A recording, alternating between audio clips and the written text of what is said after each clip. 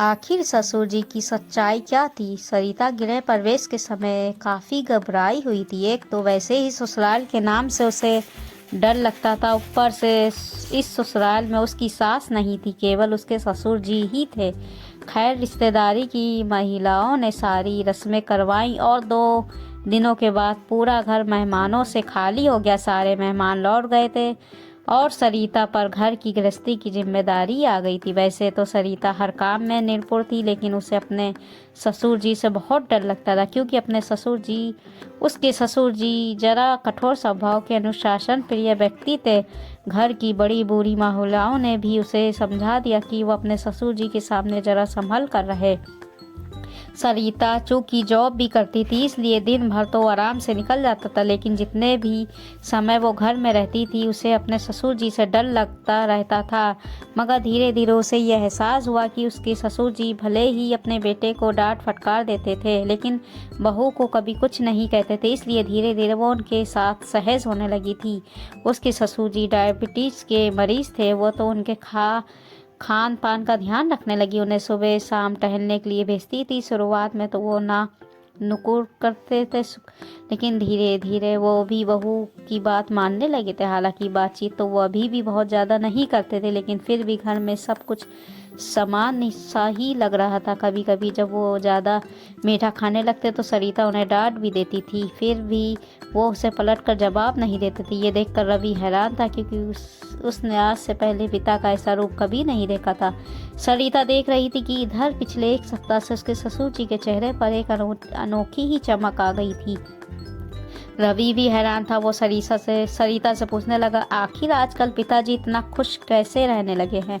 सरिता बोली, मुझे क्या पता, वो तो टहलने के लिए जाते हैं, उसके बाद आकर अपने दिनचर्या में लगे रहते हैं। पता नहीं उनके मन में क्या चल रहा है। एक दिन रवि ऑफिस से घर आया तो उसकी पड़ोसन आंटी ने उसे बुलाकर कहा कि रवि, कल मैंने देखा कि तुम्हारे पिताजी तुम लोगों को अनुपस्थिति में किसी औरत को घर लेकर आए थे। मैंने तो उसे पहले कभी नहीं देखा। ही सुनकर रवि हैरान रह गया। उसने सरिता को ये सब बताया तो सरिता को भी बहुत कुछ ठीक नहीं लगा और वो कहने लगी कि हम पिताजी से इस बारे में हमें बात करनी चाहिए। तो रवि कहने लगा, बात तो तुम्हारी ठीक है, लेकिन ऐसे कैसे मैं उनसे बात कर लूँ, मुझे थोड़ा अजीब लग रहा है। काफ़ी सोच विचार करने के बाद उसने कहा कि हो सकता हो कि कोई पहचान वाली ही हो, ऐसे पूछने से पिताजी को बुरा लग जाएगा। मैं कोई उपाय सोचता हूँ। वो काफ़ी देर सोच विचार करता रहा। माँ के गुजरने के बाद पहली बार रवि को भी पिता कुछ बदले हुए से लगे। एक दिन उसने हॉल के फूलदान में कैमरा छिपा दिया। फिर जब उसने देर रात को ऑफिस से आकर रिकॉर्डिंग को देखा तो सन्न रह गया। उसने साफ साफ देखा कि उसके पिता एक खूबसूरत औरत के साथ घर में आए और उसे अपने कमरे में लेकर चले गए। फिर वो औरत 2 घंटे के बाद कमरे से बाहर निकली। रवि को बहुत तेज गुस्सा आया कि उसके पिताजी ये सब क्या कर रहे। उसने सोच लिया था कि कल सुबह ही वो मौका देखकर अपने पिताजी से इस बारे में बात करेगा। अगले दिन जब वो सुबह उठा तो उसने देखा कि पिताजी सुबह से ही कहीं गायब हो गए थे। वो उनके कमरे में जाने लगा तो उसने देखा कि दरवाजे पर ताला झूल रहा था। वो बौखला गया कि उसके पिता अब अपने कमरे में ताला भी लगाने लगे।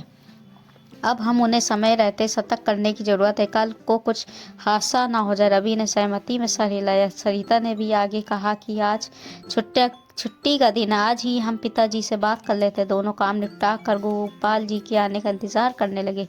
गोपाल जी घंटे भर के बाद आए और पसीने से लथपथ थे, लेकिन उनके चेहरे पर खुशी झलक रही थी। सरिता सोच में पड़ गई थी, आखिर सुबह सुबह किससे मिलने के लिए गए थे ये जो इतने प्रसन्नचित्त नजर आ रहे हैं। अभी वो कुछ बोलती इससे पहले ही रवि बोल पड़ा, पिताजी मुझे आपसे कुछ ज़रूरी बात करनी। गोपाल जी कहने लगे, अभी नहीं बेटा, थोड़ी देर बाद बात करते हैं, अभी मुझे बहुत ज़रूरी काम है। इतना कहकर वो अपने कमरे में गए। उन्होंने कमरे का दरवाज़ा भीतर से बंद कर लिया। सरिता और रवि एक दूसरे का चेहरा देखने लगे कि आखिर पिताजी को हुआ क्या है। थोड़ी देर के बाद उन्होंने अपने कमरे का दरवाज़ा खोलकर सरिता से कहा, बहू जरा यहाँ तो आना। सरिता ने रवि की ओर देखा और धीमी गति से चलती हुई ससुर जी के कमरे में पहुंची। रवि भी पीछे पीछे आया था। भीतर का नज़ारा देखते ही सरिता आश्चर्य से उछल पड़ी। पूरे कमरे में आर्टिफिशियल फूलों और लाइटों और गुब्बारों से बहुत मनभावन सजावट की गई थी। कमरे के बीचों बीच टेबल पे केक रखा हुआ था। सरिता ने प्रसन्न भरी नज़रों से अपने ससुर जी की ओर देखा। उसे समझ नहीं आ रहा था कि ये सब तैयारी किस लिए, क्योंकि आज ना तो घर में किसी की शादी की सालगिरह थी और ना किसी का जन्मदिन था। उसके ससुर जी ने हर्ष भरे स्वर में कहा, हैप्पी मदर्स डे बहू। ये सुनकर सरिता आश्चर्यचकित रह गई। तो गोपाल जी ने भरे भाव से कहना शुरू किया, बहू मेरी माँ को तो मैंने बहुत पहले ही खो दिया था। मेरी परवरिश चाची ने की थी, वो भी मुझे ज़्यादा प्यार नहीं करती थी। फिर जब मेरी शादी हुई तो मेरी पत्नी ने मेरा बहुत ध्यान रखा। उसके सानिध्य में मैं अपने जीवन के नए रंगों में घुलने लगा और बचपन का हर दर्द भुलाने लगा। लेकिन फिर वो जब मुझे छोड़कर चली गई तो मैं उदासी की गहराइयों में डूब गया। मेरे जीवन में एक अजीब सा सोनापन था। मगर फिर तुम इस घर में आई, तुम्हारे प्रेम में मुझे माँ की ममता का एहसास होता था। तुम मेरा इतना ध्यान रखती थी कि मुझे बच्चे की तरह संभालती हो। वो कहते हैं ना कि इंसान बुढ़ापे में बच्चा बन जाता है।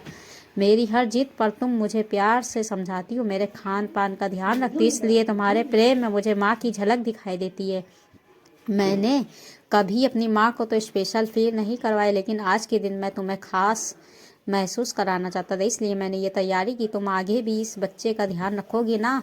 ये सुनकर सरिता की आंखों से अपने आप ही निर्झर नीर बहने लगे। रवि की आंखों से भी आंसू बह कर गीले हो गए थे। उसे अपनी माँ याद आ गई थी। वो झट से जाकर पापा के गले लग गया और सरिता ने भी उसके पैर छूते हुए कहा, पिताजी आज आपने मुझे ये दर्जा देकर बहुत सम्मान दिया है। मेरे पास अपनी खुशी बयान करने के लिए शब्द ही नहीं है। कहते हुए उसका गला गीला हो गया। उसके ससुर जी ने भी उसके सिर पर प्यार से हाथ फेरते हुए कांपते हुए स्वर में कहा कि तुम मेरी बहू भी हो, बेटी भी और माँ भी हो। सच में तुम धन्य हो, जिसके आने के बाद से मेरे घर की रौनक वापस लौट आई। तीनों के चेहरे पर खुशी के साथ साथ आंसुओं की रेखाएं भी थी। तभी अचानक से रवि को कुछ याद आया और वो कहने लगा कि पापा आपने इतनी सारी सजावट खुद की है? तो उसके पापा कहने लगे, नहीं बेटा, मैं डेकोरेशन करने वाले को बुलाने गया था। उसने एक लड़की भी भेजी थी, लेकिन शुरुआत में जो लड़की आई थी उसने एंड टाइम पर आने से मना कर दिया। फिर मैं एक दूसरी औरत को लेकर आया था और उसने ही सारी सजावट की है। ये सुनकर रवि को समझ में आ चुका था कि 2 दिन उसके पिताजी किसे घर लेकर आए थे। वो मन ही मन सोचने लगा, अच्छा हुआ मैंने पापा से कुछ पूछा नहीं, वरना उन्हें कितना बुरा लग जाता। आज सरिता को भी अच्छे से समझ में आ चुका था कि ससुर जी के कठोर व्यवहार के नीचे एक भोला वाला मासूम सा दिल भी है, जिस पर प्यार दुलार भी अब उनके बच्चों ही को लुटाना है। तो दोस्तों आगे बढ़े और अपनों से प्यार जताने का कोई भी मौका मत छोड़िए। मेरी तरफ से आपको सभी को हैप्पी मदर्स डे। आपको कहानी कैसी लगी? अच्छी लगी तो लाइक करें, सब्सक्राइब करें। मिलते हैं अगली कहानी के साथ। जब तक अपना ख्याल रखिए। अल्लाह हाफिज़।